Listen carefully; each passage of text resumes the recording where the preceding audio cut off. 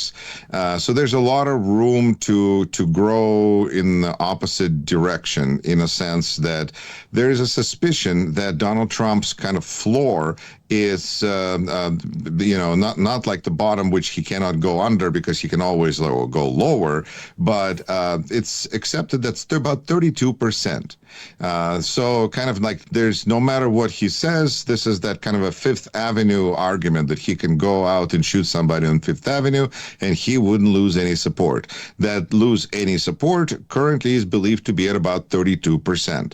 Whether that is reality or whether reality can affect those numbers, we're learning right now, because slowly but surely the Donald Trump is losing popularity, which is a good thing, really, because when he loses popularity suddenly and a lot due to some catastrophic event, then it usually bounces back.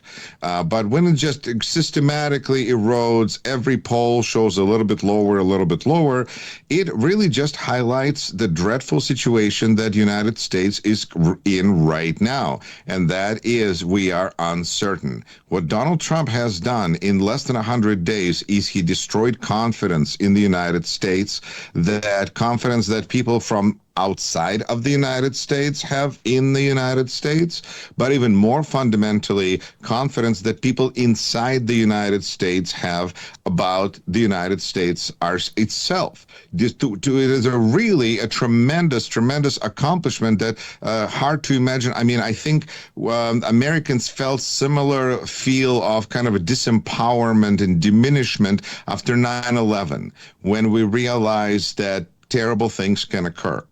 But right now, the feeling is more global, and you can see it in small things, you can see it in big things, you can see how we're not helping Ukraine like we were when President was Biden, and then there's certain sense of certainty there, but maybe uncertain. Maybe Donald Trump will do so there's uncertainty, I guess, there. But then there's on local level, when people don't know whether to buy or sell houses that they live in. We in America don't know right now, like the real estate market is kind of really dramatically slowed down.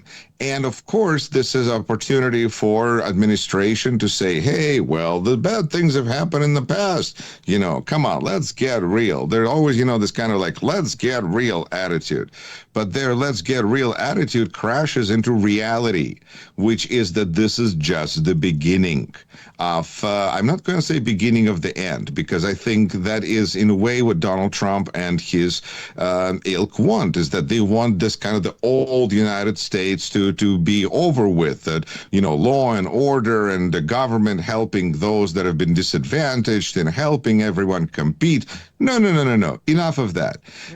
But this approach within 100 days has brought tremendous results, because when people have no confidence, what are we supposed to do? And so everything else is just coming out of that lack of certainty about whether to invest money here or there, whether just anything. People are really uncertain about to apply for a job or to quit a job, sell a house, buy a house. And this is no way to have a successful anything. So it's very dangerous precipice that some optimists may say that we're still on the precipice. And I think a more realistic approach is that we have already walked off the precipice. And now we are going down, and we're going, well, we've been down this way before, but rarely so fast and all together. When they're comparing the situation to April of 1932 in Great Depression, not recession. Recession was 5 minutes ago in 2008. Now we're talking about Great Depression again. And by the way, there were tariffs there too. And there were also bread lines and soup lines, and Americans don't remember that. We have some black and white imagery that's supposed to remind us of how our grandparents live and how we never ever going to be there. But now we're not so certain about that either. But at the same time, we have our iPhones. So life is not so bad. Yuri, now we see that a lot of problems can we expect by Donald Trump in the whole world, not only really inside the United States of America. It concerns our Russian-Ukrainian war already too. And today, U.S. President Donald Trump told to the Times that it was a joke, only about 24 hours to end Russian-Ukrainian war.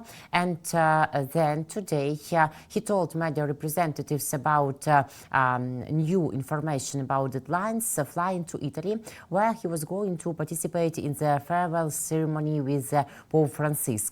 And Trump said that he is not setting specific deadlines for reaching peace agreements between Russia and Ukraine, although he previously mentioned the existence of a certain deadline for concluding a peace agreement. Now, Trump assures the main thing is speed, not deadlines, and my desire is to achieve peace as soon as possible. Why? Why without deadlines?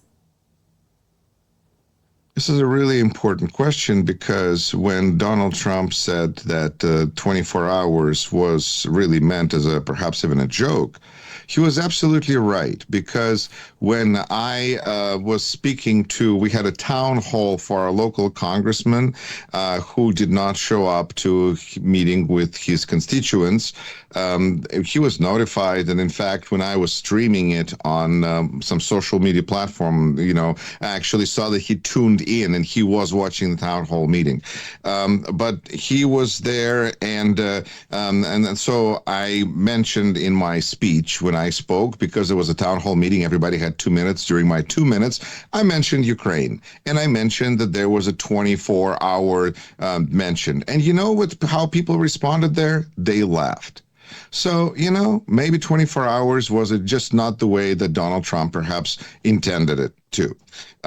It's very clear that Donald Trump has a goal of having good relations with Vladimir Putin.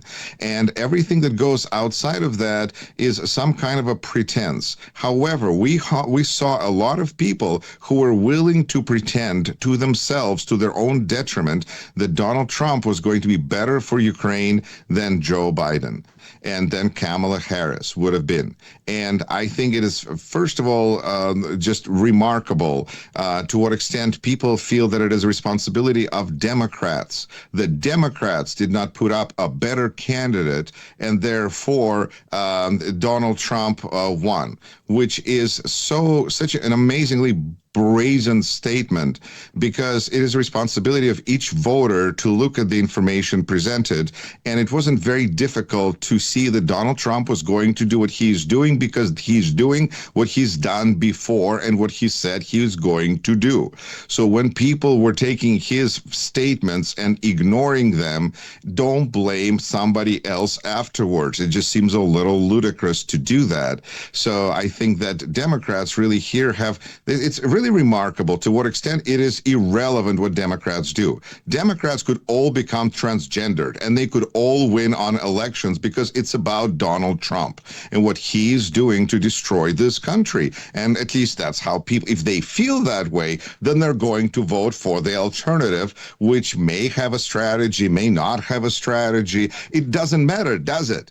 So that's what I'm talking about. So I think responsibility here lies on each person who really, frankly, criticized in Ukrainian informational space Joe Biden and Kamala Harris, saying that they were not helping enough and their aid was a teaspoon of aid, or, because this was paving the way for what we have now. And that is no teaspoon of help. In fact, no help at all. And in fact, Donald Trump is desperately, clearly trying to make it to Red Square with Vladimir Putin, Xi Jinping on May 9th. And this is his understanding of realism. Let's get real. He wants to stand next to Putin, next to Xi on May 9th, and that is his deadline. He doesn't care about 24 hours. He could have called it a slam dunk, but you wouldn't expect him to take a basketball and slam dunk it, but you expected him to get things done in 24 hours. Well, who is the fool here?